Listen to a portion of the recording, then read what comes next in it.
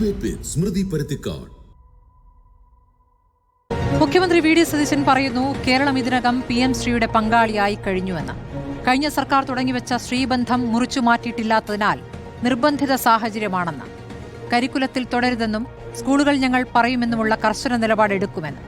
അത് കേന്ദ്രത്തോട് പറയാൻ മന്ത്രിമാരുടെ ഉപസമിതി രൂപീകരിക്കുമെന്നും പറയുന്നു. മന്ത്രിസഭ അറിയാതെ രാജ്യരാമാനം സെക്രട്ടറിയെ വിട്ട് PM ശ്രീ ഒപ്പിട്ട മുൻ വിദ്യാഭ്യാസ മന്ത്രി പറയുന്നു, കേന്ദ്രവുമായുള്ള ഒത്തുകളിയാണ് ഇപ്പോൾ നടക്കുന്നതെന്ന്. ഉപസമിതി പറ്റിക്കലാണെന്ന്. അത് ശരിയാകും. കാരണം ഒളിച്ചൊപ്പിട്ട മന്ത്രി ഒടുവിൽ മുന്നണിയിലെ രോഷം താങ്ങാതെ മന്ത്രിമാരുടെ കമ്മിറ്റി രൂപീകരിച്ച തൽക്കാലം തടിയൂരിയതും ഇങ്ങനെയൊരു പറ്റിക്കലായിരുന്നല്ലോ. PM ശ്രീയിൽ ഒപ്പിട്ടാൽ എന്താ എന്ന് ചോദിച്ച നാവുകൊണ്ട് PM ശ്രീയിൽ നയാ പൈസ വാങ്ങിയിട്ടില്ല എന്നും SSK കിട്ടാൻ കേന്ദ്രത്തെ പറ്റിച്ചതാണെന്നുമാണ് ഇപ്പോൾ പറയുന്നത്. പദ്ധതി കമ്മിറ്റി റിപ്പോർട്ടിന് ശേഷം എന്ന കേന്ദ്രത്തിനയച്ച കത്ത് പദ്ധതി റദ്ദാക്കലായിരുന്നു എന്ന വാദവുമായിട്ടാണ് പ്രതിപക്ഷം രംഗത്തെത്തിയിരിക്കുന്നത്. കേന്ദ്ര ഫണ്ട് ഔദാര്യമല്ല, അവകാശമാണ് എന്നതിൽ തർക്കമില്ല. PM ശ്രീയും SSKയും രണ്ടായിട്ടും ഒന്നിലൊപ്പിട്ടാലേ മറ്റേതും തരൂ എന്ന കേന്ദ്ര ധാർഷ്ട്യത്തിന് സംസ്ഥാനം മറുപടി നൽകേണ്ടേ? ആരുടെ ശ്രീ എന്നതാണ് ചോദ്യം.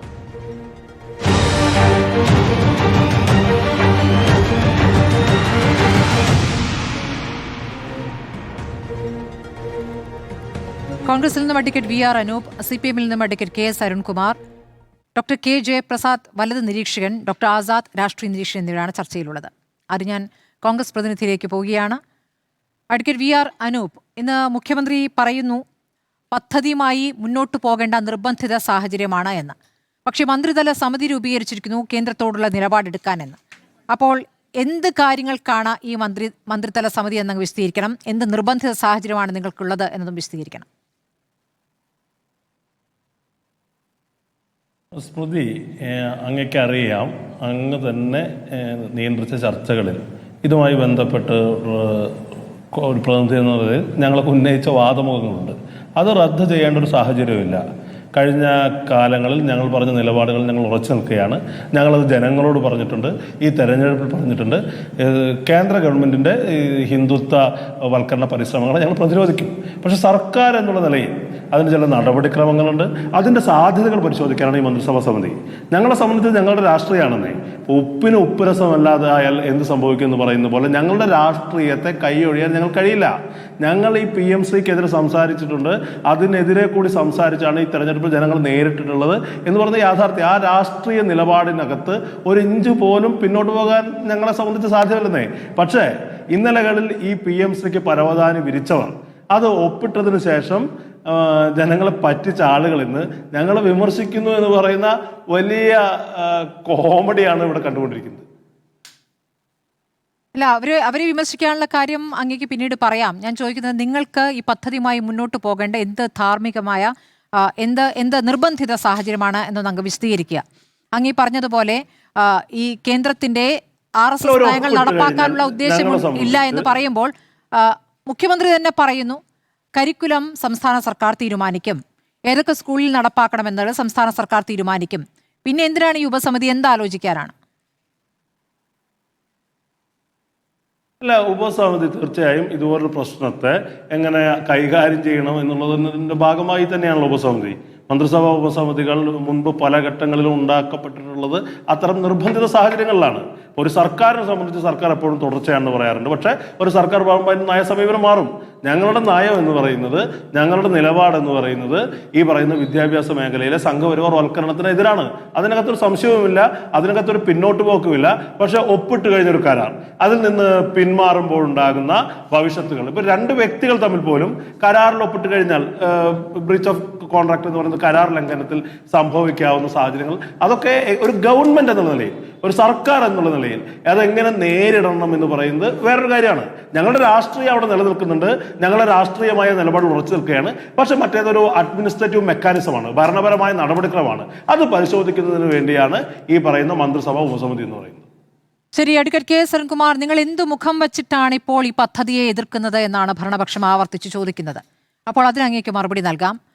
നിങ്ങൾക്ക് എതിർപ്പ് നിങ്ങൾക്ക് പറയുന്നതിന് മുൻപ്, നിങ്ങൾ ഇതിനകം ഒപ്പിട്ടതാണല്ലോ, ആ ഒപ്പിട്ട രീതിയും കേരളത്തിന് മുന്നിലുണ്ട്. മന്ത്രിസഭ അറിയാതെ, മറ്റു മന്ത്രിമാരാരും അറിയാതെ, മാധ്യമങ്ങൾ അറിയാതെ, ഇവിടെ വിദ്യാഭ്യാസ മന്ത്രിയും മുഖ്യമന്ത്രിയും മാത്രം ആലോചിച്ചെടുത്ത് സെക്രട്ടറി അങ്ങോട്ടേക്ക് അയച്ച് ഒപ്പിട്ട തീരുമാനമായിരുന്നു. അതിൽ നിന്ന് നിങ്ങൾക്ക് പിന്നാക്കം പോകേണ്ടി വന്നത് CPI മുന്നണിയിലെ പ്രധാനപ്പെട്ട രണ്ടാമത്തെ കക്ഷി വലിയ എതിർപ്പുന്നയിച്ചതോടുകൂടിയാണ്. അപ്പോൾ നിങ്ങളിപ്പോൾ PM ശ്രീ ഒപ്പിടുന്നതിനെ അല്ലെങ്കിൽ PM ശ്രീയുമായി മുന്നോട്ട് പോകുന്നതിനെ എന്ത് മുഖം വെച്ച് എതിർക്കും എന്നുള്ളതാണ് ഭരണപക്ഷം ചോദിക്കുന്നത്. ഞാൻ പറയാം, പക്ഷേ അതിനു മുമ്പ് സ്മൃതി ചോദിച്ച ചോദ്യമുണ്ടല്ലോ കോൺഗ്രസ് പ്രതിനിധിയോട്, അതിന് അങ്ങേക്ക് ഉത്തരം കിട്ടിയോ? എന്തായിരുന്നു തെരഞ്ഞെടുപ്പിന് മുമ്പ് കോൺഗ്രസിന്റെ നയം? ഇപ്പോഴെന്താണ് നയം? നിങ്ങൾ ഒപ്പിടുമോ എന്നല്ലേ ചോദിച്ചത്? അഥവാ മുന്നോട്ട് പോവുകയാണെങ്കിൽ എന്തിനാണ് ഈ ഉപസമിതിയുടെ ദൗത്യം എന്താണെന്നാണ് ചോദിച്ചത്. ഏതെങ്കിലും തരത്തിൽ തൃപ്തികരമായിട്ടുള്ള മറുപടി കിട്ടിയോ?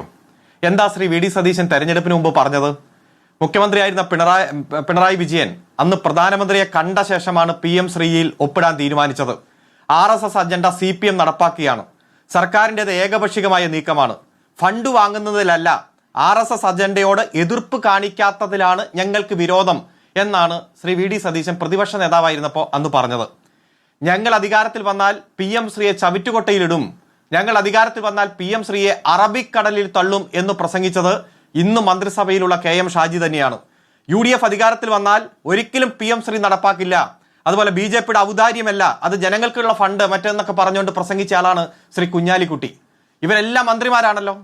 ഏതായാലും 16/10/2025 ഞങ്ങൾ മെമ്മോറാണ്ടം ഓഫ് അണ്ടർസ്റ്റാൻഡിംഗിൽ ഒപ്പിട്ടു. അതിനുശേഷം കൃത്യമായിട്ട് തന്നെ പരിശോധിച്ചു. ഘടകകക്ഷികളുടെ എതിർപ്പും മറ്റു കാര്യങ്ങളൊക്കെ ഉണ്ടായി.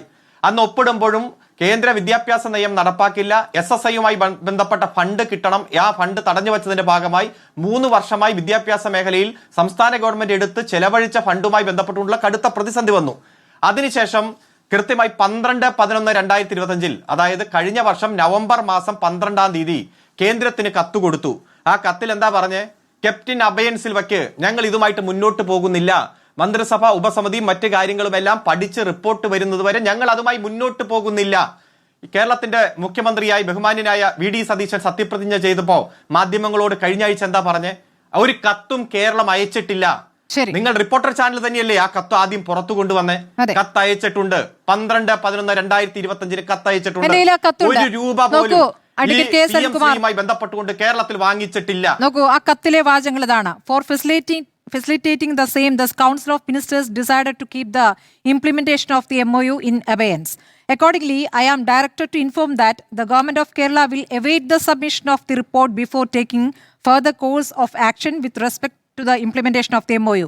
അപ്പോൾ ഈ പറയുന്ന മന്ത്രിസഭാ സമിതി നിങ്ങൾ പറഞ്ഞിരുന്ന കൗൺസിൽ ഓഫ് മിനിസ്റ്റേഴ്സിന്റെ തീരുമാനം വരെ കാക്കണം എന്നാണ് ആവശ്യപ്പെട്ടിരിക്കുന്നത്. നിങ്ങൾക്ക് ഈ പദ്ധതിയിൽ നിന്നും വിഡ്രോ ചെയ്യുന്നു എന്നൊരു വാചകം എഴുതാമായിരുന്നു. പക്ഷെ അങ്ങനെയല്ല, ക്യാപ്റ്റൻ അബയൻസ് എന്നാണ് പറഞ്ഞിരിക്കുന്നത്. അപ്പോൾ താൽക്കാലികമായി മരവിപ്പിക്കൽ മാത്രമാണ് അവിടെ സംഭവിച്ചിട്ടുള്ളത്. അപ്പോൾ നിങ്ങളും അതിൽ രാഷ്ട്രീയ കളി കളിക്കുകയായിരുന്നു. ഇത് എപ്പോഴായിരുന്നു ചെയ്തത്? 12/11/2025 അല്ലേ? തെരഞ്ഞെടുപ്പ് പ്രഖ്യാപിക്കുന്നത് മാർച്ച് വരെയാണ്. ഒരു 5 മാസം കൃത്യമായി ഉണ്ട് ആ സമയം. ആ കാലയളവിൽ എപ്പോഴെങ്കിലും ഈ പറയുന്ന മന്ത്രിസഭാ ഉപസമിതി ചേർന്ന് ഞങ്ങൾക്ക് ഈ പദ്ധതി വേണ്ട, ഞങ്ങൾ ഇതാ ഇതിൽ നിന്ന് പിൻവാങ്ങിയിരിക്കുന്നു എന്ന് നിങ്ങൾക്ക് തീരുമാനിക്കാമായിരുന്നല്ലോ. ഇതുപോലൊരു കത്ത് അയക്കാമായിരുന്നല്ലോ, കുറച്ചുകൂടി ഉറപ്പുള്ള. ആ കത്ത് എന്താ വരാഞ്ഞത്? ഒറ്റ കാര്യം, കേരളത്തിന്റെ ബഹുമാനായിട്ടുള്ള മുഖ്യമന്ത്രി പറഞ്ഞത് ഒരു കത്തുമേ അയച്ചിട്ടില്ല എന്നാണല്ലോ. അപ്പൊ എന്തായാലും ബഹുമാനായിട്ടുള്ള മുഖ്യമന്ത്രി നുണ പറഞ്ഞിരിക്കുന്നു. നുണ കൃത്യമായി ജനങ്ങളെ തെറ്റിദ്ധരിപ്പിക്കാൻ വേണ്ടി പറഞ്ഞിരിക്കുന്നു. റിപ്പോർട്ടർ ചാനൽ ആ നുണ പൊളിച്ചുകൊണ്ട് ഈ കത്ത് പുറത്തു കൊണ്ടുവന്നു. സത്യമാണല്ലോ. രണ്ടാമത്തെ കാര്യം, 1 രൂപ പോലും LDF സർക്കാർ PM ശ്രീ പദ്ധതിയുടെ ഭാഗമായി കൈപ്പറ്റിയിട്ടില്ല എന്ന് മുൻ വിദ്യാഭ്യാസ മന്ത്രി ആവർത്തിച്ചു പറഞ്ഞു. ആ സമയത്തും അത് തെറ്റാണ്, ഇത്ര കോടി രൂപ വാങ്ങിച്ചു, കിട്ടിയിട്ടുണ്ട് എന്ന് ഇപ്പോഴത്തെ വിദ്യാഭ്യാസ മന്ത്രിയും മുഖ്യമന്ത്രി VD സതീശനും ആവർത്തിച്ചല്ലോ. അതും തെറ്റാണെന്ന് വിവരാവകാശ നിയമത്തിന്റെ ഭാഗമായിട്ട് റിപ്പോർട്ട് വന്നല്ലോ. ഇതിപ്പോ പൊതുസമൂഹത്തിലുണ്ട്. 1 കൃത്യമായി കത്തയച്ചിട്ടുണ്ട്. 2 PM ശ്രീ പദ്ധതിയുടെ ഭാഗമായി 1 രൂപയും വാങ്ങിച്ചിട്ടില്ല. ഒപ്പിട്ടാൽ എന്താ എന്ന് ചോദിച്ചതും ഈ മുൻ വിദ്യാഭ്യാസ മന്ത്രിയാണല്ലോ അല്ലേ?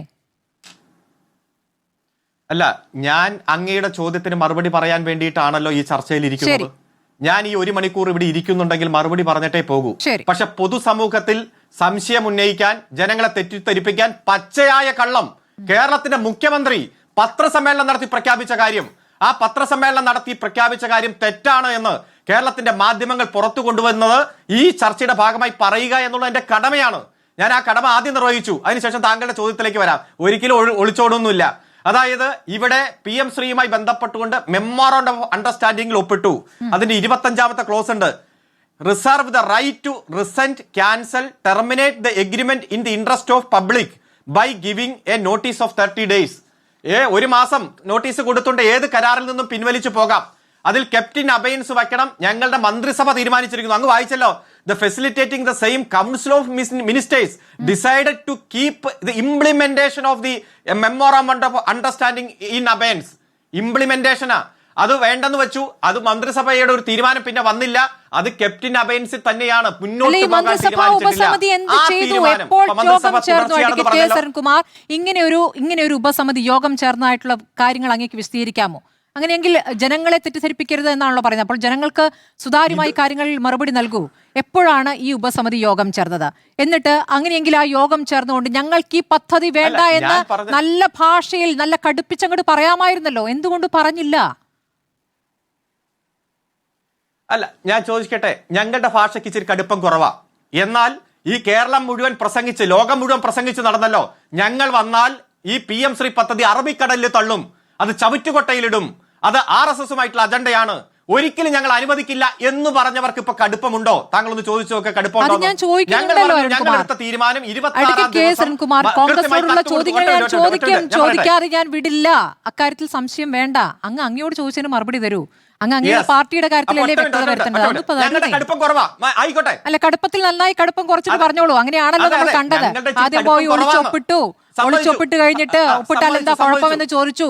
കുഴപ്പമുണ്ടെന്ന് CPI പറഞ്ഞു. CPI പാഠം പഠിപ്പിച്ചു കഴിഞ്ഞപ്പോൾ മന്ത്രിസഭാ ഉപസമിതി രൂപീകരിക്കുന്നു. അവിടെ വരെയുള്ളൂ, പിന്നെ അങ്ങോട്ടൊന്നുമില്ല. അതുവരെ ഉണ്ട്. കാരണം കൃത്യമായി ഇട്ട ഒപ്പ് മുന്നോട്ട് പോകുന്നില്ല. ആ പദ്ധതിയുമായി ബന്ധപ്പെട്ടുകൊണ്ട് നയാ പൈസ വേണ്ട, ഞങ്ങൾ മെമ്മോറാണ്ടം അണ്ടർസ്റ്റാൻഡിംഗുമായി ബന്ധപ്പെട്ടുകൊണ്ട് ഇംപ്ലിമെന്റേഷൻ ഇല്ല എന്ന് കത്ത് കൊടുത്തു. മറിച്ചൊരു കത്ത് കൊടുക്കാത്തിടത്തോളം കാലം ആ പദ്ധതി ഇല്ല. ആ പദ്ധതിയുമായിട്ട് കേരളം സഹകരിക്കുന്നില്ല. ഇപ്പൊ പുതിയ മന്ത്രിസഭ വരുമ്പോഴും കേന്ദ്രത്തിന്റെ കത്ത് വന്നു. കേരളം, തമിഴ്നാട്, ബംഗാൾ PM ശ്രീ പദ്ധതിയുമായിട്ട് സഹകരിക്കുന്നില്ല. അതുകൊണ്ട് അവർ സഹകരിക്കണം. എന്താ, ഞങ്ങൾ സഹകരിക്കാത്തത് കൊണ്ടല്ലേ? ഈ കത്തിന്റെ ഭാഗമായി ഉള്ളത് റദ്ദ് ചെയ്തത് കൊണ്ടല്ലേ? കെപ്റ്റിൻ അബയൻസിൽ വച്ചിരിക്കുന്നത് കൊണ്ടല്ലേ ഇത്തരത്തിൽ കേന്ദ്രം കത്തയക്കേണ്ടി വന്ന സാഹചര്യം?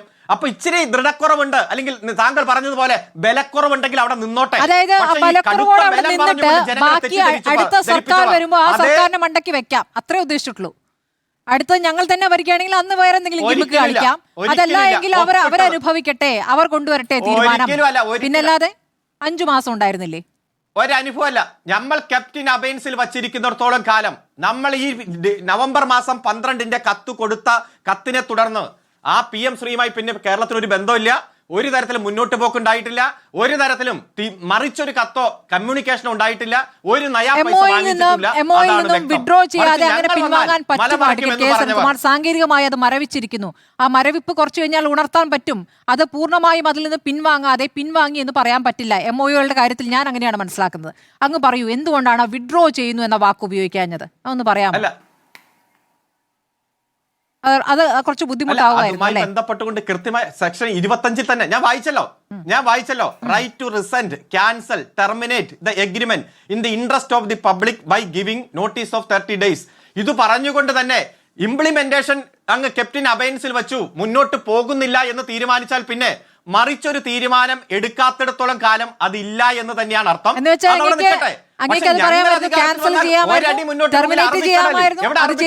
കെപ്റ്റിൻ അബയൻസ് ആക്കി, അത്രേ ഉള്ളൂ. ഈ വാക്കുകൾ വെച്ചിട്ടുള്ള ഗിമ്മിക്സ് ആണ് നടത്തിയിരിക്കുന്നത്. അപ്പോൾ അവിടെയും വേദനിക്കില്ല, ഇവിടെയും വേദനിക്കില്ല. തൽക്കാലം CPIയുടെ വേദനയും കുറയ്ക്കാം, തൽക്കാലം കേന്ദ്രത്തിനെയും ബുദ്ധിമുട്ടിക്കാതിരിക്കാം. അത് മാർച്ച് വരെ എടുത്ത തീരുമാനമായി അതിനെ കാണുന്നു. ഞാൻ ഇതിൽ എല്ലാ രാഷ്ട്രീയ പാർട്ടികളെ ഒരുപോലെ വിമർശിക്കാനാണ് ഉദ്ദേശിക്കുന്നത് അരുൺകുമാർ. ഞാനിത് എന്തായാലും ഞാൻ കോൺഗ്രസ് പ്രതിനിധിയോട് ചോദിക്കും. അരുൺകുമാർ ചോദിച്ച കാര്യങ്ങൾ ചോദിക്കും. നയാ പൈസ നിങ്ങൾ കൈപ്പറ്റി, നിങ്ങൾ SSK ഫണ്ട് കൈപ്പറ്റി.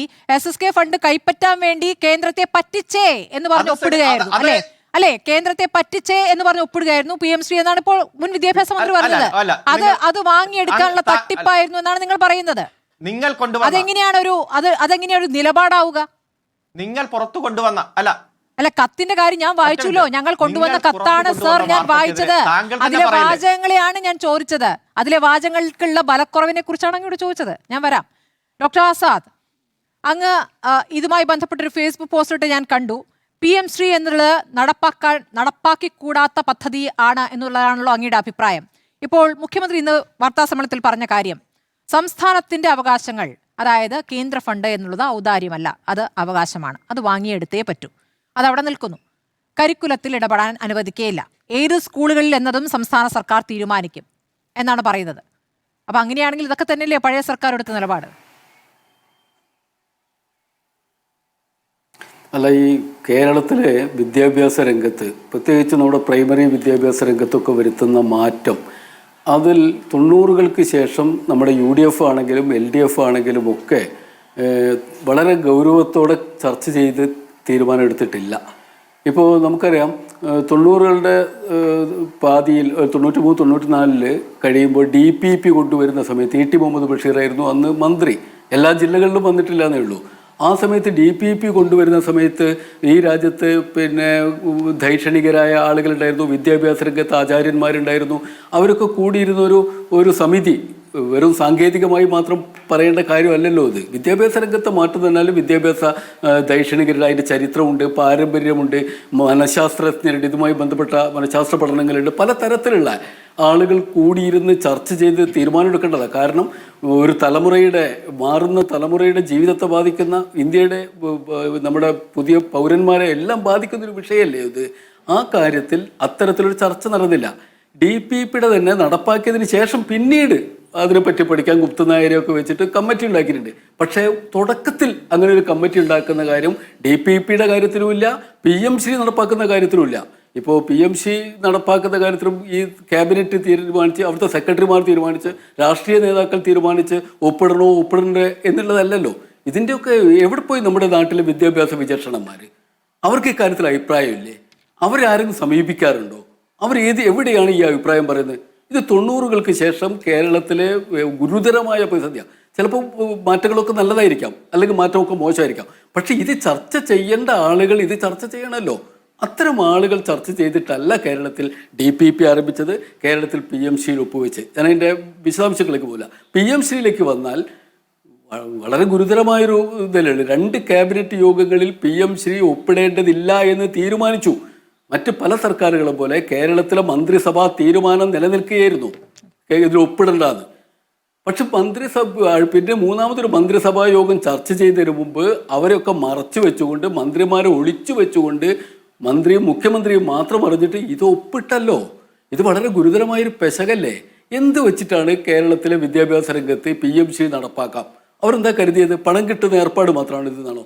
DPPയെ പറ്റി പറയുമ്പോൾ ലോകബാങ്കിൻ്റെ പണം വരും എന്ന് പറയുന്ന പോലെ PMC ആവുമ്പോൾ ഇന്ത്യൻ ഭരണകൂടത്തിൻ്റെ നമ്മുടെ ഖജനാവുന്ന പണം വരും എന്ന് മാത്രം കണ്ടാൽ മതിയോ? PMC വെറും ഒരു സാമ്പത്തിക ഇടപാടല്ലല്ലോ, അത് ക്വാളിറ്റേറ്റീവായൊരു ചേഞ്ചാണല്ലോ അതിൽ കൃത്യമായിട്ട് പറയുന്നത്. ഗുണാത്മകമായ മാറ്റം. ഈ ഗുണാത്മകമായ മാറ്റത്തിൽ തന്നെ മൂല്യാധിഷ്ഠിതമായ ഒരു വിദ്യാഭ്യാസം, അതെങ്ങനെ സാഹചര്യം ഉണ്ടാക്കണം, അത് ഏത് രീതിയിലായിരിക്കണം കരിക്കുലം ഉണ്ടാവേണ്ടത്, കരിക്കുലത്തെ സംബന്ധിച്ച് ആരാണ് അവസാന തീരുമാനമെടുക്കേണ്ടത്? ഇത് PMCയിലുണ്ട്. PMC പറയുന്ന NEP പറയുന്നുണ്ട് കൃത്യമായിട്ട്. അത് ഇവരുദ്ദേശിച്ച പോലെ ഒരു യൂണിയൻ രാജ്യത്ത് അതിനകത്ത് ഫെഡറൽ സ്റ്റേറ്റിന് എത്രമാത്രം അധികാരമുണ്ടെന്ന് അവർ കരുതിയത്? അവരാദ്യം NEP ഒന്ന് വായിച്ചു നോക്കണം. NEPയിൽ കൃത്യമായിട്ട് പറയുന്നുണ്ട് അവസാന തീരുമാനം ആരാ എടുക്കാന്ന്. അത് നഴ്സറി വിദ്യാഭ്യാസം മുതൽ ഉന്നത വിദ്യാഭ്യാസം വരെയുള്ള മേഖലകളിൽ മുഴുവൻ പറയുന്ന പോലെ കൺകറന്റ് ലിസ്റ്റിലുള്ള പഴയ എന്താ പറയുക 2 കൂട്ടർക്കും തുല്യ അധികാരം ഒന്നുള്ള ഇപ്പൊ ഇല്ല. വാസ്തവത്തിലൊക്കെ എടുത്തു കളയപ്പെടുന്നുണ്ട്. എന്നുകൂടിയാണ് മുഖ്യമന്ത്രി വിശദീകരിച്ചത്. NEP ഇതിനകം നടപ്പായി കഴിഞ്ഞു. അല്ലല്ല, ഇങ്ങനെ നടപ്പായി കഴിയുന്നത്, നടപ്പായി കഴിയാനുള്ള ഒരു കാരണം നമ്മൾ PMCയെ പറ്റി ചർച്ച ചെയ്യുന്നുണ്ട്. പക്ഷെ അത് ഉന്നത വിദ്യാഭ്യാസ രംഗത്ത് PM ഉഷ പദ്ധതി നടപ്പാക്കിയത് ആരും അറിയാതെ നടപ്പാക്കിയില്ലേ കേരളത്തിൽ? ആരാ ചർച്ച ചെയ്തത്? ഏതെങ്കിലും ഉന്നതാധികാരികൾ ചർച്ച ചെയ്തിട്ടാണോ നടപ്പായത്? അതിനെപ്പറ്റി ആരും ഒന്നും പറഞ്ഞില്ലല്ലോ. അതുപോലെ തന്നെയാണ് PMC. രണ്ടും NEPയുടെ ഭാഗമാണ്. ആ അർത്ഥത്തിൽ NEP നടപ്പായി എന്ന് പറയാം ഉന്നത വിദ്യാഭ്യാസ രംഗത്ത്. പക്ഷേ ഇത് വരാൻ പോകുന്നത് മാരകമായ വിപത്താണ്. വാസ്തവത്തിൽ കരിക്കുലത്തിൽ വരുത്തുന്ന മാറ്റം, വിദ്യാഭ്യാസ സമ്പ്രദായത്തിൽ വരുത്തുന്ന മാറ്റം, അത് കേരളത്തിന് യോജിച്ചതാണോ, കേരളത്തിൻ്റെ ഭാഷാ ജീവിതത്തിന് യോജിച്ചാണോ, കേരളത്തിൻ്റെ സാമൂഹ്യ ജീവിതത്തിന് യോജിച്ചാണോ തുടങ്ങിയ ചർച്ചകൾ നടക്കേണ്ടതുണ്ടായിരുന്നു. ഇതിൽ നമ്മൾ ചെയ്യുന്ന ചർച്ച എന്താണ്? 2 പാർട്ടിക്കാർ, 2 മുന്നണിക്കാർ അവരെന്ത് ചെയ്തു, ഇവരെന്ത് ചെയ്തു എന്ന് പറയുന്നതിലേക്ക് അവർ അങ്ങോട്ടും ഇങ്ങോട്ടും കൊമ്പ് കോർക്കുകയാണ്. വാസ്തവത്തിൽ അതിനേക്കാളൊക്കെ വളരെ ഗൗരവമായൊരു വിഷയം ഇതിനകത്തുണ്ട്. അത് ഈ കരിക്കുലം, ഏത് തരത്തിലുള്ള കരിക്കുലമാണ് ഇത് നടപ്പാക്കാൻ പോകുന്നത്? ഇത് PMC ഒപ്പുവെക്കുന്നത് എന്തുകൊണ്ടാണ് ഒരു സാമ്പത്തിക താല്പര്യത്തിൻ്റെ മാത്രം വിഷയമായിട്ട് ചുരുങ്ങിപ്പോയതെന്ന് പറയണ്ടേ?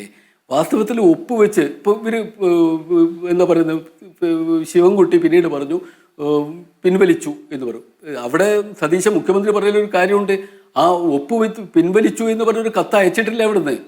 ഇപ്പൊ നേരത്തെ അരുൺകുമാർ വായിച്ച പോലെ ഹോൾഡ് ചെയ്ത് വെച്ചിരിക്കുന്നു എന്നാണ് പറഞ്ഞത്. ഏതുവരെ? ഈ സബ് കമ്മിറ്റി തീരുമാനം എടുക്കുന്നവരെ.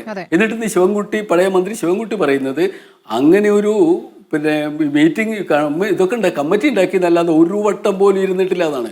ഈ പറഞ്ഞ 4-5 മാസമായിട്ട് ഒരു വട്ടം പോലും ഇരുന്നിട്ടില്ല. അപ്പൊ അവർ നൽകുന്ന പ്രാധാന്യം എന്താണ് ഈ മേഖലയ്ക്ക്? വിദ്യാഭ്യാസ രംഗത്ത് എന്ത് പ്രാധാന്യം അവർ നൽകുന്നത്? അവർ മാറ്റം പിൻവലിക്കാൻ പറഞ്ഞു. പിൻവലിക്കാൻ പറഞ്ഞില്ലല്ലോ, ഹോൾഡ് ചെയ്ത് വെക്കാനല്ലേ പറഞ്ഞത്. പിന്നെ ഇത് പിൻവലിക്കാൻ ആർക്കാണ് അധികാരം? ഒരു സ്റ്റേറ്റ് വിചാരിച്ചാൽ പിൻവലിക്കാൻ പറ്റുമോ? MOU ഒപ്പിട്ടതിന് ശേഷം പല കരാറുകളും ഒപ്പിടുന്നു, നടപ്പാവുന്നില്ല എന്നൊക്കെ നമുക്കറിയാം. പക്ഷെ കരാറൊക്കെ നിയമപരമായി നോക്കുമ്പോൾ ഈ കരാർ PMC കരാറിൽ ഒരു സ്റ്റേറ്റിന് ഒറ്റയ്ക്ക് വേർതിരിഞ്ഞ് പോകാൻ പറ്റുമോ? ആരാണ് അതിൽ അവസാന തീരുമാനം എടുക്കേണ്ടത്? അത് ഹ്യൂമൻ റിസോഴ്സസ് ഡിപ്പാർട്ട്മെന്റ് മേലെ അവിടുത്തെ മന്ത്രാലയമല്ലേ തീരുമാനം എടുക്കേണ്ടത്? അല്ലാതെ ഇവർക്ക് തീരുമാനിക്കാൻ കഴിയും? ഒരു സ്റ്റേറ്റിന് തീരുമാനിക്കാൻ കഴിയുമോ? ഞങ്ങളിതാ പിൻവാങ്ങി പോകുന്നു, 30 ദിവസം മുമ്പ് നോട്ടീസ് കൊടുത്താൽ മതിയോ? അങ്ങനെ കഴിയുന്ന കാര്യമല്ലല്ലോ ഇത്. വേണോ വേണ്ടേ എന്ന് തീരുമാനിക്കാനുള്ള അധികാരം കേന്ദ്ര ഗവൺമെന്റിന് ഉണ്ടായിരിക്കെ അത് അറിഞ്ഞുകൊണ്ടാണ് ഈ 2 കാര്യം ചെയ്തത്. ആദ്യം ഒപ്പിടുന്നതും പിന്നീട് ഹോൾഡ് ചെയ്യാണ്. ഹോൾഡ് ചെയ്യാന്ന് പറയാനുള്ള കാരണം പിൻവലിച്ചു എന്ന് പറയുന്നതിനും റിസ്ക് ഉണ്ട്. ഹോൾഡ് ചെയ്ത് വെച്ചാൽ അത് എപ്പോഴും എടുക്കാൻ തന്നെയാണ് അധികാരം. വീണ്ടും വരുമ്പോൾ PM ഉഷ പദ്ധതി നടപ്പാക്കി ഉന്നത വിദ്യാഭ്യാസ രംഗത്ത് നടപ്പാക്കിയാൽ എന്താ PM ശ്രീ പദ്ധതി ഇവിടെ നടപ്പാക്കുന്നതുകൊണ്ട് എന്താ വിരോധം എന്ന് ഇവർ ചോദിക്കും. അങ്ങനെ പല പദ്ധതി ഇവിടെ നടപ്പാക്കിയിട്ടുണ്ട്. ആ പദ്ധതി നടപ്പാക്കുമ്പോഴൊക്കെ അപ്പോൾ കാണുന്ന പറയുന്ന ന്യായീകരണങ്ങളെ 2 കൂട്ടർക്കുള്ളൂ. ഇപ്പോൾ തീർച്ചയായിട്ടും ഇവർ ഇത്രയും PM ശ്രീ പദ്ധതി നടപ്പാക്കില്ല. അതെന്നാ അവസാനിക്കുന്നത്? വരുന്ന മാർച്ച് മാസം 31-ാം തീയതി അവസാനിക്കുന്ന പദ്ധതിയത്.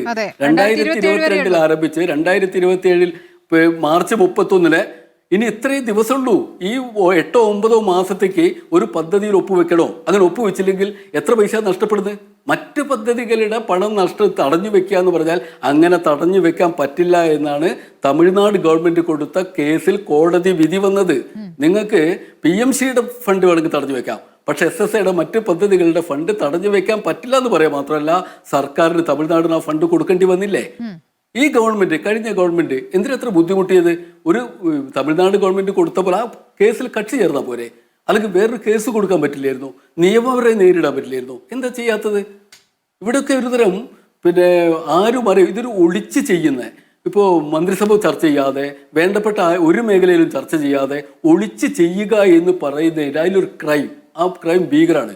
അതിന് നമുക്ക് അവരോടുള്ള വിധേയത്വമാണോ അതോ മറ്റെന്തെങ്കിലും താല്പര്യമാണോ ഒന്നും നമുക്കറിയില്ല. പക്ഷെ അത് ശരിയല്ലല്ലോ. ഇത് ഇവിടെ വന്നിട്ട് ഇനിയിപ്പോൾ പിൻവലിച്ചില്ല. ഇതെങ്ങനെ പിൻവലിക്കുന്നത്? പിൻവലിക്കാന്ന് പറയാൻ വളരെ എളുപ്പമാണ്. PMC നടപ്പാക്കില്ല എന്ന് തീരുമാനിക്കാൻ മാത്രമേ പറ്റൂ. അത് നടപ്പാക്കിയില്ലാച്ചിട്ട് ഇവരെ നമ്മളെ സ്റ്റേറ്റിനൊന്നും തൂക്കിക്കൊല്ലാനൊന്നും കഴിയില്ല. നമ്മുടെ സ്റ്റേറ്റിന് PMC പദ്ധതിയിൽ അനുവദിച്ച ബാക്കി തുക കിട്ടിയില്ലാതെ വരും. അതല്ലാതെ PMC പദ്ധതി നടപ്പാക്കി ഇപ്പോൾ വരുന്ന ഇനി 8-9 മാസത്തിന് വേണ്ടി പൈസ വെച്ചിട്ട് ചെയ്യേണ്ട ഒരു വിഷയമാണത്. കോടി രൂപയല്ലേ? ഒരു പൈസ പോലും വാങ്ങിയിട്ടില്ല എന്ന് പറയുമ്പോൾ ഈ ഒരു വർഷത്തേക്ക് ഇനി എത്ര കിട്ടാൻ? അതെ, ഡോക്ടർ K ജയപ്രസാദിലേക്ക് ഞാൻ വരാം. അദ്ദേഹത്തിന് എന്തായാലും വ്യത്യസ്തമായ അഭിപ്രായം.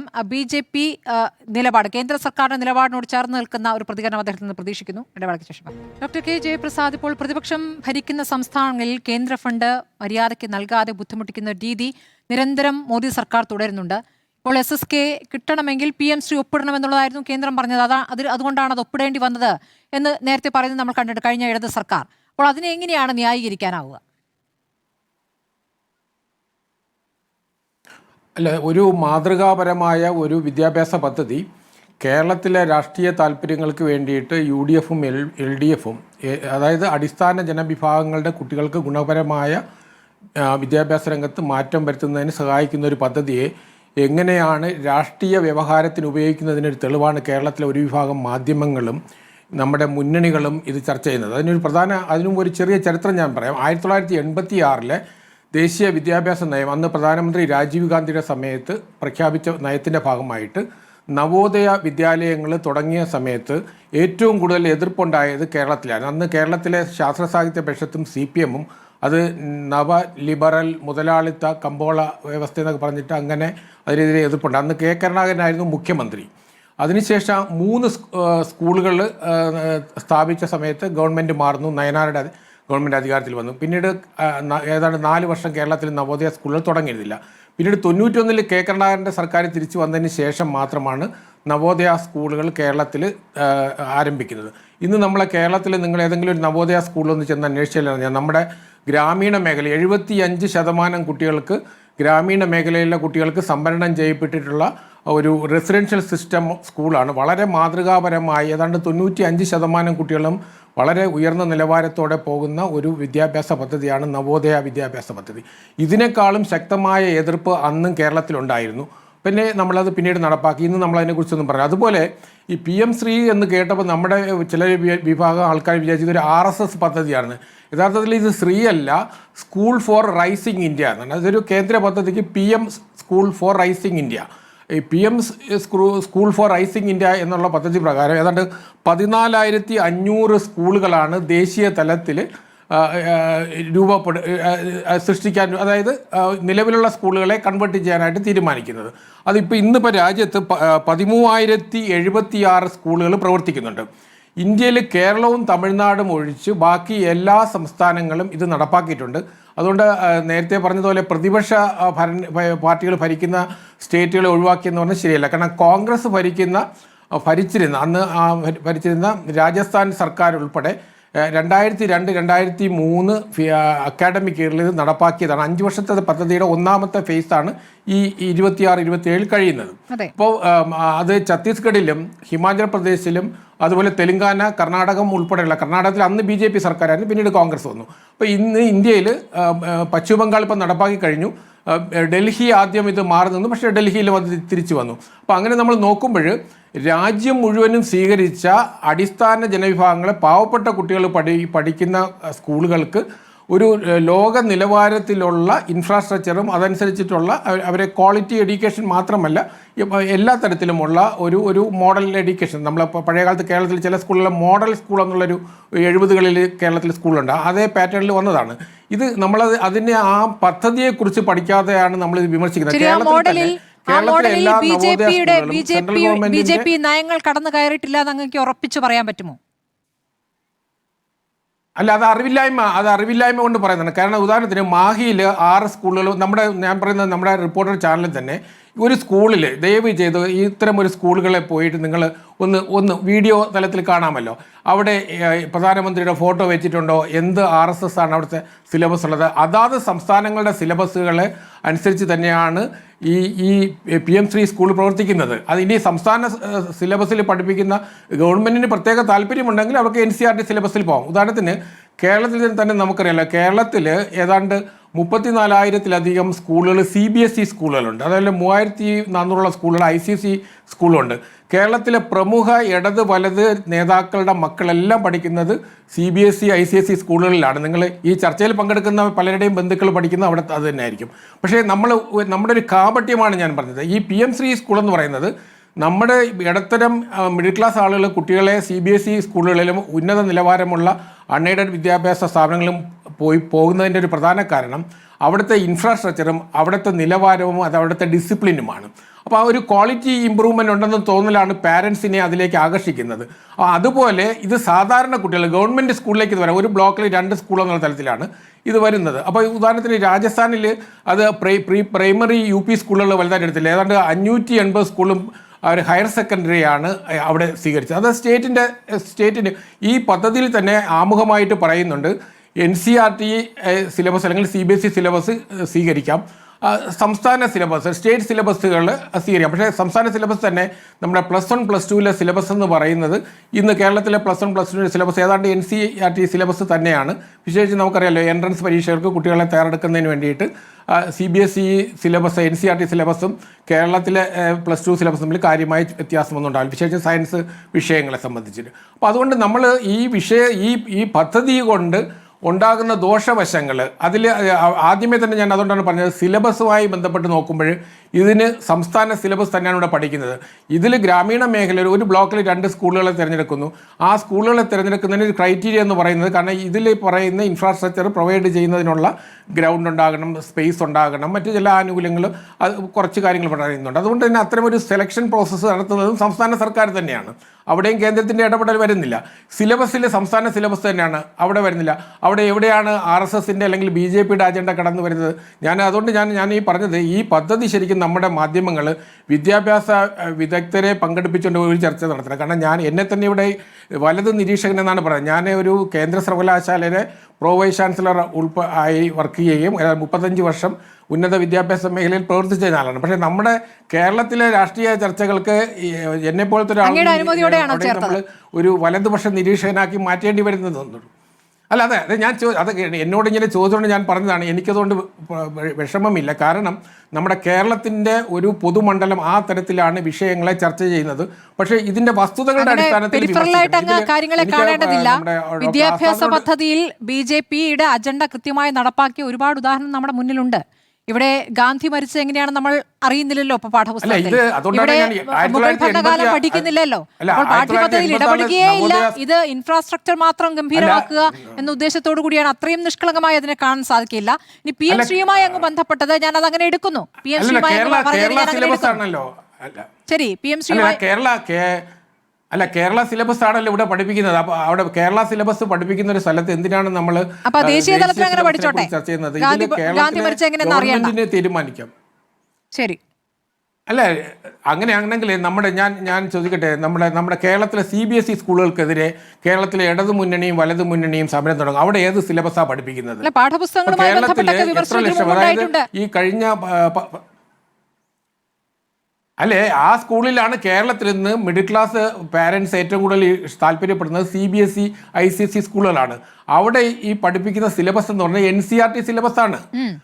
അപ്പൊ അവിടെ നമ്മൾ കേരളത്തിലെ ഗ്രാമപ്രദേശത്തിലെ പാവപ്പെട്ട കുട്ടികൾക്ക് ഉയർന്ന തലത്തിലുള്ള ഒരു വിദ്യാഭ്യാസ പദ്ധതി കേരളത്തിലെ മിഡിൽ ക്ലാസും സമ്പന്നരും രാഷ്ട്രീയ നേതാക്കളുടെ മക്കൾക്ക് വേണ്ടിയിട്ട് ICSE CBSE സ്കൂളുകൾ നിങ്ങൾ ഓപ്പറേറ്റ് ചെയ്യുന്നത്. അങ്ങനെയാണെങ്കിൽ കേരള നിയമസഭയ്ക്ക് ഒരു പ്രമേയം പാസ്സാക്കാം. കേരളത്തിൽ NCERT സിലബസിലുള്ള സ്കൂളുകളോ അല്ലെങ്കിൽ CBSE ICSE സ്കൂളുകളോ പാടില്ല, എല്ലാവരും കേരള സിലബസ് തന്നെ പഠിക്കണം എന്നൊരു തീരുമാനം എടുക്കല്ല.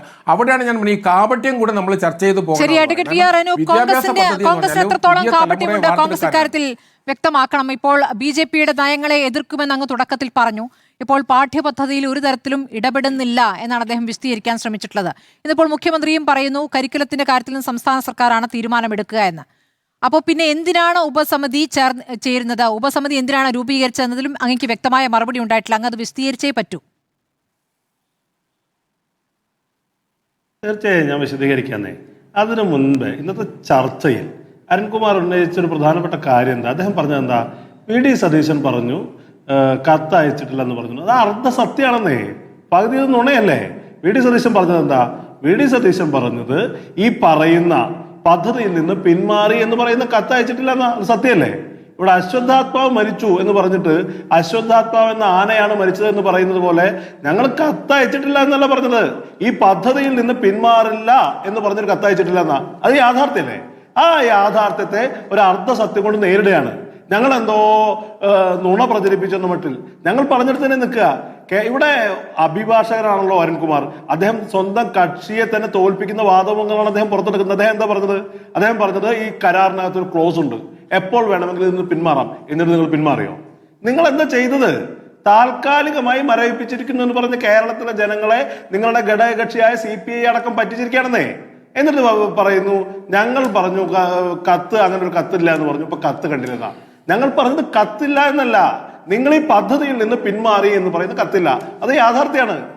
ഇവിടെ ഞങ്ങളെ സംബന്ധിച്ച് സ്മൃതി ഉൾപ്പെടെ മാധ്യമങ്ങൾ പൊതുജനങ്ങൾ ഉയർത്തുന്ന വിമർശനങ്ങളെ ഞങ്ങൾ സഹിഷ്ണുതയോടുകൂടി കാണും.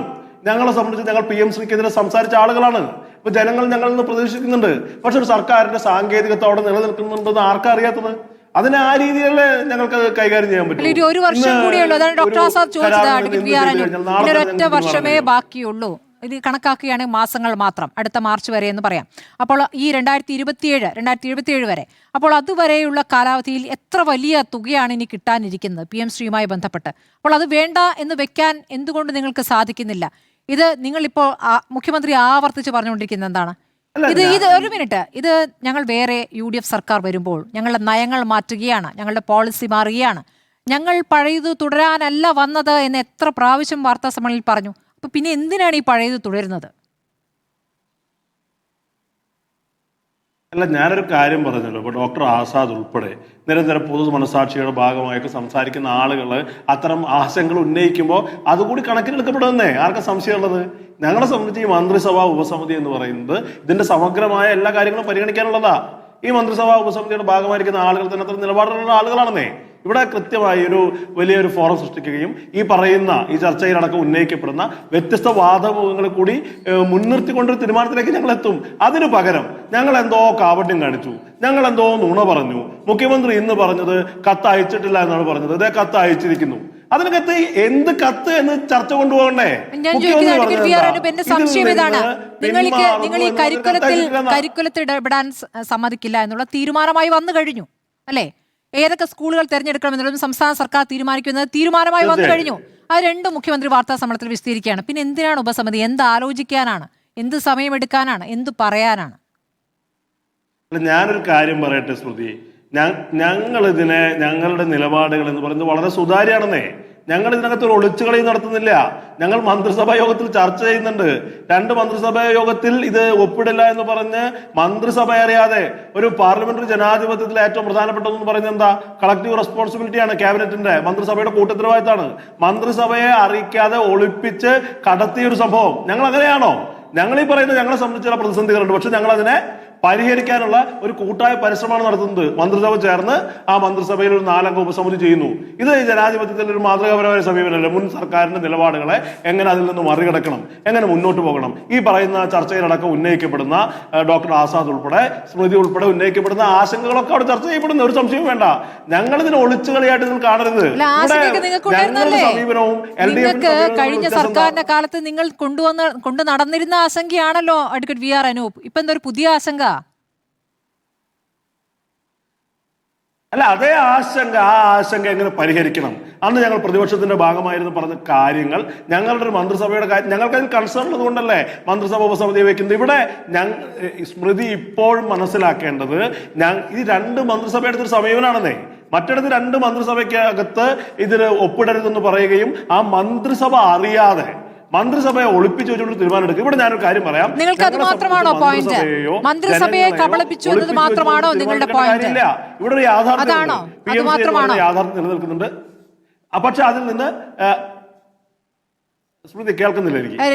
രണ്ട് മന്ത്രിസഭാ യോഗങ്ങളിലും വേണ്ടെന്ന് വെച്ച തീരുമാനം 3ാമത്തെ മന്ത്രിസഭാ യോഗത്തിന് വരുന്നതിന് മുൻപ് ക്യാബിനറ്റിനെ കബളിപ്പിച്ച് ചെയ്തു എന്നത് മാത്രമാണോ നിങ്ങൾക്ക് പറയാനുള്ളൊരു പോയിന്റ്? അതിൽ മാത്രമാണോ എതിർപ്പ്?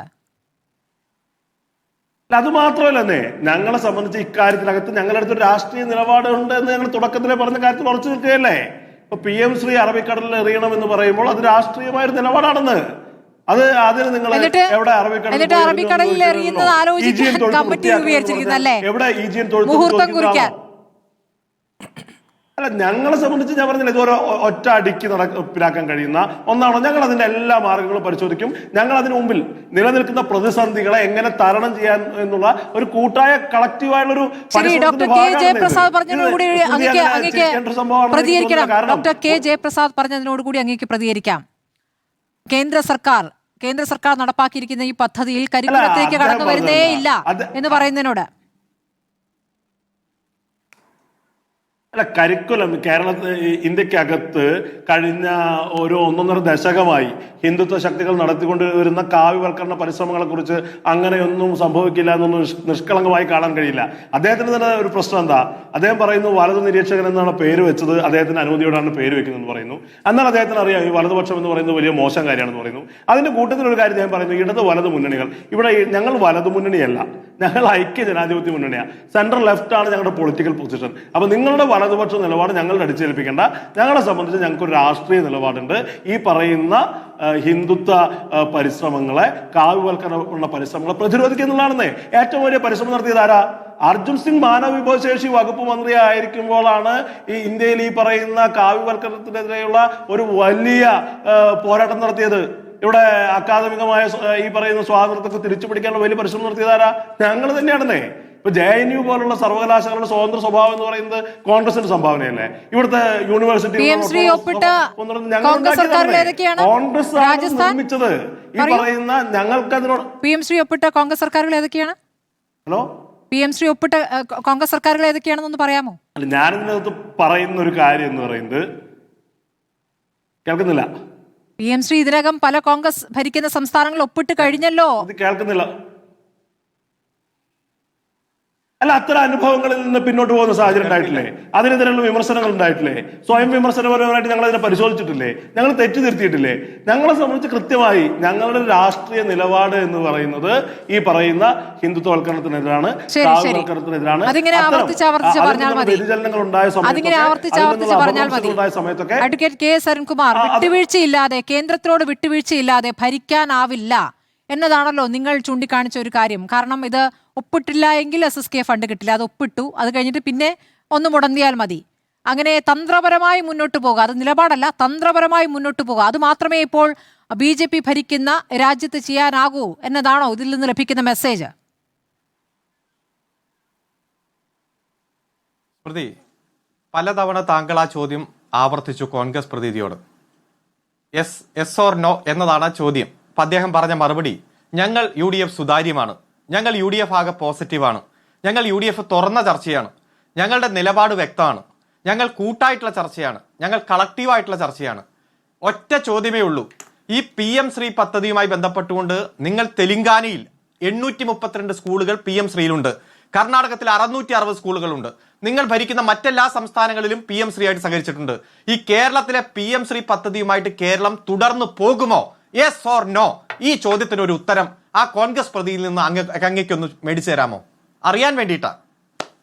അല്ല, പറഞ്ഞില്ലേ നിർബന്ധിത സാഹചര്യം ഉണ്ടെന്ന്. നിങ്ങൾ പിൻവാങ്ങാത്തോണ്ട്, നിങ്ങൾ പിൻവാങ്ങിയിട്ടില്ല എന്നുള്ളതാണ് അതിന് അങ്ങോട്ടുള്ള മറുപടി. മുഖ്യമന്ത്രി പറഞ്ഞല്ലോ നിർബന്ധിത സാഹചര്യമാണെന്ന്. അദ്ദേഹത്തോട് ചോദിക്കുകയും ചെയ്തു. അല്ല,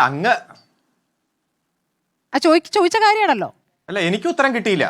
ജനങ്ങൾക്ക് ഈ ഉത്തരം കിട്ടാനുള്ള ഒരു എന്താണ് ഉത്തരം? Yes or no? അനു പറഞ്ഞോളൂ. അനു പറഞ്ഞു യെസ് ഓർ നോ ഉത്തരം പറയണം. ഞാൻ പറഞ്ഞില്ലേ, ഇവിടെ അരുൺകുമാറിനെ പോലെ ഞങ്ങൾക്ക് കടുപ്പം കുറവാണെന്നും പറയേണ്ട അവസ്ഥയൊന്നും ഞങ്ങൾക്കില്ലാന്നേ. ഞങ്ങൾ കടുപ്പത്തിലുള്ള നിലപാട് തന്നെ എടുത്തിട്ടുള്ളത്. പക്ഷെ ഗവൺമെന്റിന്റെ ഭാഗമാകുമ്പോൾ ഉണ്ടാകുന്ന സാങ്കേതികത്വമായ ചില നടപടിക്രമങ്ങളുണ്ട്. ഞങ്ങളെ സംബന്ധിച്ച് കൃത്യമായ നിലപാടെന്ന് പറയുന്നത് കാവ്യവൽക്കരണ പരിശ്രമങ്ങളെ, ഹിന്ദുത്വ പദ്ധതികളെ പ്രതിരോധിക്കുക എന്നുള്ളതാണ്. അരുൺകുമാറിന് സംശയമില്ല. അരുൺകുമാറിന്റെ പാർട്ടിയെ പോലെ, അരുൺകുമാറിന്റെ മുന്നണിയെ പോലെ അത് കടുപ്പം കുറച്ചുകൊണ്ടുള്ള നിലപാടല്ല, എന്ന് പറയുന്ന നിലപാടില്ലെന്നേ. പക്ഷെ നിങ്ങൾ പ്രശ്നങ്ങൾ ഇവിടെ നിലനിൽക്കുന്നുണ്ട്. അതുകൂടി അതിനെ കൂടി കണക്കിലെടുത്തുകൊണ്ട് ഒരു ഗവൺമെന്റിന് മുന്നോട്ട് പോകാൻ കഴിയും. കടുപ്പത്തിൽ തന്നെയാണ് അരുൺകുമാറെ, പേടിക്കണ്ട. അരുൺകുമാറിനെ പോലെ ആൾക്ക് ഇങ്ങനെ ആധികാരികമായിട്ട് ശരി, ജനങ്ങൾക്ക് എല്ലാ ഉത്തരവും കിട്ടണം. ഒരു വസ്തു മാത്രമല്ല, ജനങ്ങൾക്ക് എല്ലാ ഉത്തരവും കിട്ടണം. തിരിച്ചെത്താം ഇടവേളയ്ക്ക് ശേഷം. ഡോക്ടർ ആസാദിലേക്കാണ്. ഡോക്ടർ ആസാദ്, ഇപ്പോൾ ഡോക്ടർ K. ജയപ്രസാദ് പറഞ്ഞത് കേട്ടല്ലോ. ഈ പദ്ധതി ഗ്രാമീണ മേഖലയിലെ വിദ്യാർത്ഥികൾക്ക് കൂടി ഉതകുന്ന രീതിയിൽ കൊണ്ടുവന്നൊരു പദ്ധതിയാണ്. അതിന് തുരങ്കം വയ്ക്കുകയാണ്. പാവപ്പെട്ട വിദ്യാർത്ഥികളെ ഇപ്പോൾ നവോദയ സ്കൂൾ വന്ന ഘട്ടത്തിൽ അതിനെ എതിർത്തതുപോലെ ഇപ്പോൾ PM ശ്രീ എതിർക്കുകയാണ്, തെറ്റിദ്ധാരണ പരത്തുകയാണ്.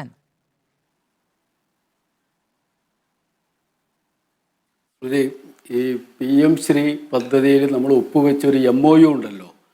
ആ MOUയിലും പറയുന്നുണ്ട്, PM ശ്രീയുടെ എല്ലാ വെബ്സൈറ്റിലൊക്കെ നോക്കിയാൽ നിങ്ങൾക്ക് കാണാൻ പറ്റും.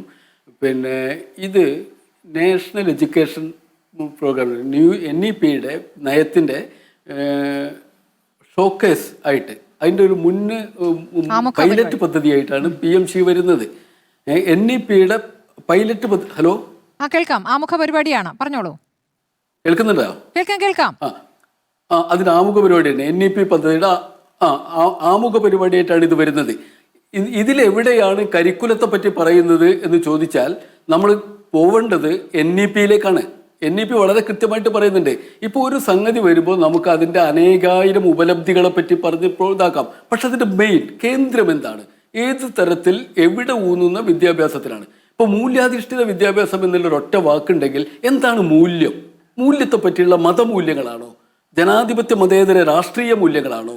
മിത്തുമായി ബന്ധപ്പെട്ട് കേന്ദ്രീകരിച്ചുണ്ടാക്കിയ കെട്ടുകഥകളുമായി ബന്ധപ്പെടുത്തിയുണ്ടാക്കിയ ഒരു മൂല്യ സങ്കല്പമാണോ? അതിൻ്റെ സംവേദനമാണോ? അനേകമാണ് വിഷയം. അപ്പോൾ ഇതിനെ ഒരു ഫ്രെയിം വർക്ക് ഉണ്ടാക്കി വെച്ചിട്ടുണ്ട്. എവിടെ? NEP-യിൽ. NEP വായിച്ചാലേ PMC പൂർത്തിയായിട്ട് സംസാരിക്കാൻ പറ്റൂ. അല്ലാണ്ട് PMC അടർത്തി മാറ്റിയിട്ട് പറയാൻ കഴിയില്ല. അവിടെയാണ് ഞാൻ പറഞ്ഞത്, PMC നടപ്പാക്കുമ്പോൾ PMC-യിൽ തന്നെ എഴുതി വെച്ചിട്ടുണ്ട് ഞങ്ങളുടെ NEP നടപ്പാക്കുന്നതിൻ്റെ മുന്നോടിയായി നടക്കുന്നതാണ്. അപ്പോൾ വ്യക്തമാണല്ലോ, കരിക്കുലം തന്നെയാണ് ഊന്നല്. ആ കരിക്കുലത്തിന് ഞാൻ അതിൻ്റെ ഇപ്പോൾ സമയമില്ലാത്തതുകൊണ്ടാണ് അതിൻ്റെ ഐഡിയോളജിക്കൽ ബേസിനെ പറ്റി എനിക്ക് സംസാരിക്കാനുണ്ട്. അത് എവിടെ നിന്ന് കിട്ടിയതാണെന്നുള്ള ഉൾപ്പെടെയുള്ള കാര്യങ്ങൾ ചർച്ച ചെയ്യാനുണ്ട്. അത് വേറെ വിഷയമാണ്. അതേപോലെ തന്നെ മറ്റൊരു വിഷയം, ഒരു യെസ് ഓർ നോ ക്വസ്റ്റ്യൻ ചോദിച്ചല്ലോ. പിന്നെ നേരത്തെ നമ്മൾ ചോദിച്ചിരുന്നു, പിന്നെ നടപ്പാക്കോ ഇല്ലയോ, PMC നടപ്പാക്കോ ഇല്ലയോ. അത് നമ്മൾ പിണറായി സർക്കാരോട് ചോദിച്ചു. അപ്പോൾ പിണറായി സർക്കാർ എന്താ പറഞ്ഞത്? നടപ്പാക്കില്ല എന്ന് പറഞ്ഞോ? നടപ്പാക്കോ ഇല്ല എന്നുള്ള ചോദ്യത്തിന് അവരെന്താ ചെയ്തതെന്നറിയോ? ഇത് ഹോൾഡ് ചെയ്ത് വെക്കൂ എന്ന് പറഞ്ഞിട്ടൊരു മന്ത്രിസഭാ കമ്മിറ്റി ഉണ്ടാക്കി, സബ് കമ്മിറ്റി ഉണ്ടാക്കി. അതല്ലേ ചെയ്തത്. അല്ലാണ്ട് പിൻവലിക്കുമെന്ന് പറഞ്ഞോ? പിൻവലിക്കാൻ നോട്ടീസ് കൊടുത്തോ? ഇല്ല. സെയിം എന്താ ഇപ്പം പിന്നെ സതീശൻ സർക്കാർ ചെയ്യുന്നത്, VD സതീശൻ സർക്കാരും ചെയ്യുന്നത് എന്താ വെച്ചാൽ അതേപോലെ പിൻവലിക്കും ഇല്ല എന്ന് ഒറ്റ യെസ് ഓർ നോ പറയാൻ കഴിയുമോ? കാരണം എന്താ, നേരത്തെ ഹോൾഡ് ചെയ്ത് വെക്കുമ്പോൾ അതിലൊരു സെൻറ്റൻസ് ഉണ്ട്. ഏതുവരെയാണ് ഹോൾഡ് ചെയ്ത് വെക്കുന്നത്? മന്ത്രിസഭാ സബ് കമ്മിറ്റിയുടെ തീരുമാനം വരെ ഹോൾഡ് ചെയ്ത് വെക്കുന്നു എന്നാണ് അതിൽ എഴുതി വെച്ചിട്ടുള്ളത്. അപ്പോൾ ഇനി മന്ത്രിസഭാ യോഗം സബ് കമ്മിറ്റി ഇല്ലാതെ ഇതിലൊരു തീരുമാനം എടുക്കാൻ പറ്റുമോ? ഇവർ കൊടുത്ത കത്തിൻ്റെ തുടർച്ചയിൽ തീരുമാനം എടുക്കണമെങ്കിൽ മന്ത്രിസഭാ സബ് കമ്മിറ്റി ഉണ്ടാക്കിയേ പറ്റൂ. അത് വിഡ്രോ ചെയ്യാനാണെങ്കിലും അല്ലെങ്കിലും സബ് കമ്മിറ്റി വേണം. ഡോക്ടർ ആസാദ്, അങ്ങേക്ക് പൂർത്തിയാക്കാം. ഇപ്പോൾ ഈ മന്ത്രിസഭാ സബ് കമ്മിറ്റി ഉണ്ടാക്കിയിരിക്കുന്നത് കഴിഞ്ഞ സർക്കാർ അങ്ങനെ പാതി വഴിയിൽ വിട്ടത് കൊണ്ടാണെന്നാണ് പറഞ്ഞ് നിർത്തിയത്. അല്ല, ഈ കഴിഞ്ഞ സർക്കാരും സബ് കമ്മിറ്റി ഉണ്ടാക്കി. ആ സബ് കമ്മിറ്റിയുടെ തീരുമാനപ്രകാരം കാര്യങ്ങൾ തീരുമാനിക്കുമെന്നാണ് കത്തിൽ എഴുതി വെച്ചിരിക്കുന്നത്. അതുവരെ അത് ഹോൾഡ് ചെയ്യുന്നു എന്നാണ്. അതിന് രണ്ടർത്ഥമുണ്ട്. അത് പിൻവലിക്കണോ വേണ്ടേ എന്ന് അപ്പോഴും ഒരുതരം സന്നിഗ്ധതയിലായി നിർത്തുകയാണ്. ഈ സന്നിഗ്ധതയിൽ നിർത്തിയാൽ മാത്രമേ CPI-ക്കാരെ പിടിച്ചു നിർത്താൻ പറ്റുള്ളൂ. കേരളത്തിൽ പ്രതിഷേധിക്കുന്ന ഇടതുപക്ഷത്തും ഒക്കെ ഉള്ള ആളുകളെയും അവിടെ പിടിച്ചു നിർത്താൻ ഒരു തെരഞ്ഞെടുപ്പിലേക്ക് പോവുകയാണ്. വാസ്തവത്തിൽ തെരഞ്ഞെടുപ്പിലേക്ക് പോകുന്നത് ആയതുകൊണ്ടാണ്. അല്ലെങ്കിൽ ചിലപ്പോൾ അങ്ങനെ ആയിരിക്കുമായിരുന്നില്ല അവരുടെ തീരുമാനം. ഇപ്പോഴെന്താ വെച്ചാൽ ആ കത്താണ് അവരുടെ മുന്നിലിരിക്കുന്നത്. ഇത് ഹോൾഡ് ചെയ്തു. അതുകൊണ്ടാണ് അവർ ചോദിക്കുന്നത് നിങ്ങൾ എന്ത് നിലപാടെടുത്തു എന്ന് തിരിച്ച് ചോദിക്കുന്നു. ഇപ്പം പത്രത്തിലൊക്കെ മനോരമയ്ക്ക് ചെയ്ത് റിപ്പോർട്ട് ചെയ്തല്ലോ. അവർ ചോദിക്കുന്നു നിങ്ങളുടെ തീരുമാനം എന്താണെന്ന് കേന്ദ്രം ചോദിക്കുന്നു. അപ്പോൾ ചോദിക്കുമ്പോൾ ഇവിടുത്തെ നിലവിൽ ഗവൺമെൻറ്റിന് ചെയ്യാൻ കഴിയുന്നത് വീണ്ടും ഈ മന്ത്രിമാർ സബ് കമ്മിറ്റി ഉണ്ടാക്കി ഒരു തീരുമാനം കൊടുക്കുക എന്നല്ല.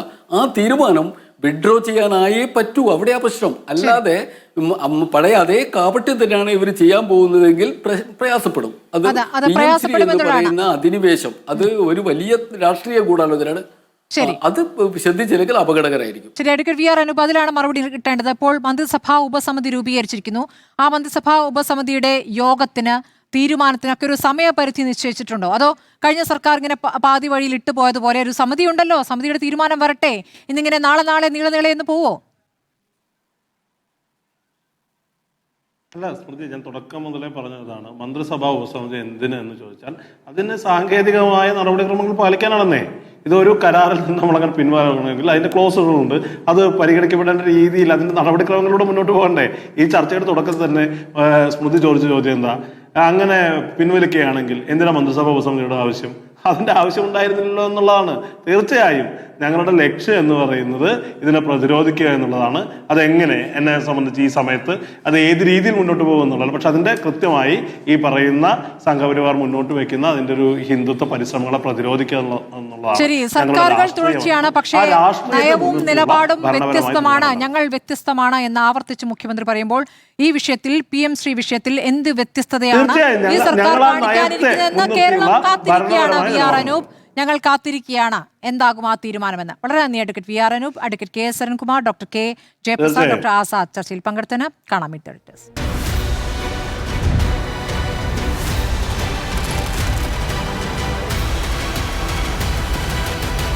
Debate with Smruthi Paruthikad.